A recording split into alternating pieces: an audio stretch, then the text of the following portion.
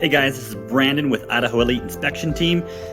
We're here on this 2018 built home. I just want to show you an issue here, and when I say issue, potentially deadly issue on the installation of this water heaters and the venting system here. This is a passive venting system, meaning it just vents directly through this vent here. There's no fan assisting it at all. So we've got two water heaters. This one here vents up. Now the thing with this is it vents with a gravity basically, and using the heat of the venting to vent properly. And so what we've got here is this is basically a horizontal vent. Really we want to have some kind of a pitch here, but really the main issue here is this tie-in with this vent here. And basically what we're seeing here is since it's a T, it's not allowing the vent to vent properly.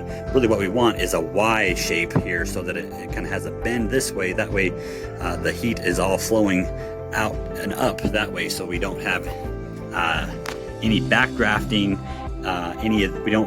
What we don't want is any of this the fumes or the exhaust here backing down through the vent and coming out the bottom here and into the house.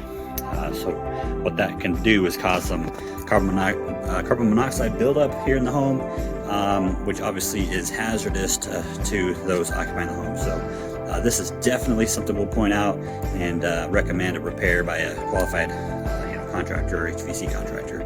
But the point here is, even though it's basically a brand new home, 4 or 5 years old, this HVAC installer did not install it properly, nor did the code inspector catch it when they came through and picked it out. So definitely a hazard, and good thing they got some good home inspectors on this one, because they're gonna need it.